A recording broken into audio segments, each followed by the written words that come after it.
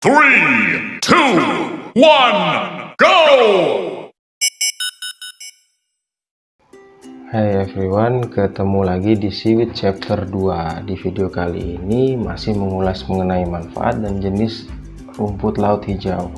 Jika di video sebelumnya kita membahas mengenai Caulerpa sp, maka di video kali ini kita akan membahas mengenai rumput laut hijau, yaitu Ulva sp. Nah, Ulva sp ini sebetulnya banyak ya tersebar di perairan laut yang ada di Indonesia, hanya saja mungkin pemanfaatannya kurang. Namun sebelum kita lebih jauh lagi, jangan lupa like dan subscribe serta klik lonceng agar kita tidak ketinggalan video terupdate dari channel ini. Nah, ini merupakan rumput laut yang pertama, yaitu Ulva lactuta atau yang dikenal dengan selada laut. Nah, ini sebetulnya paling banyak digunakan di industri pengolahan saat ini, gitu ya. Yang kedua adalah Ulva intestinalis atau lebih dikenal dengan sea hare. Jadi rambut laut itu ya, ini juga banyak ditemukan di perairan di Indonesia. Nah, kira-kira dimanfaatkan untuk apa sih Ulva lactuta itu sendiri, gitu ya. Nah, kalau teman-teman berkunjung mungkin ke daerah Gunung Kidul, kawan-kawan akan bertemu dengan seperti UMKM pengolahannya lah yang memanfaatkan Ulva lactuta. Nah, Ulva lactuta itu sendiri banyak diolah, gitu ya, dimanfaatkan untuk mengganti nori, gitu ya. Nah, ini merupakan dua penelitian yang coba saya sadur. Yang pertama dari jurnal MPHPI, Masyarakat Pengolahan Hasil Perikanan. Yang kedua adalah dari jurnal Pasca Panen dan Bioteknologi Kelautan dan Perikanan. Nah, di situ diterangkan bahwasanya Ulva lactuta itu dikombinasikan sih dengan rumput laut lain, itu bisa dimanfaatkan untuk sebagai pengganti nori, gitu ya. Nah, ini merupakan contoh jenis nori, gitu ya, yang mungkin teman-teman sering jumpai atau mungkin pernah mengkonsumsinya, gitu ya. Ini adalah sushi. Nah, penggulungnya itu adalah menggunakan nori. Nah, yang produk kedua ini adalah onigiri. Nah, onigiri ini juga sama memanfaatkan nori. Nah, nori itu sendiri sebetulnya diambil dari rumput laut Porphyra. Nah, ini mungkin banyak tersebar di daerah perairan Jepang, Cina, ataupun Korea dengan nama-nama yang berbeda-beda.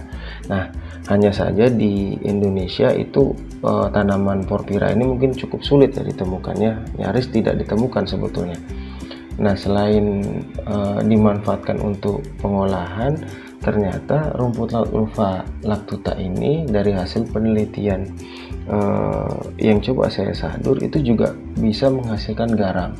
Nah, garamnya ini ternyata setelah diteliti itu memiliki aktivitas antioksidan yang cukup baik, gitu ya. Nah, jadi ketika kawan-kawan mengkonsumsi garam ini dijamin deh organik, gitu ya. Nah, selain itu rumput laut ini juga banyak mengandung asam amino. Jadi coba bisa kalian bayangkan di dalam satu buah tanaman itu berbagai macam khasiatnya. Nah, selain itu ada beberapa manfaat lainnya yang bisa kita ambil dari rumput laut Ulva lactuta ini. Nah, manfaatnya yang pertama adalah kaya akan antioksidan, meningkatkan imunitas tubuh, baik untuk kesehatan kulit, mencegah penyakit gondok, menyeimbangkan tekanan darah. Nah, ini mungkin nyambung dengan hasil penelitian garam tadi ya, karena saya coba baca ternyata garam-garam dari rumput laut ini juga bisa sebagai antihipertensi, gitu ya. Nah, selain itu juga apabila kita mengkonsumsi rumput laut ini secara berlebihan, sebetulnya juga ada efek sampingnya.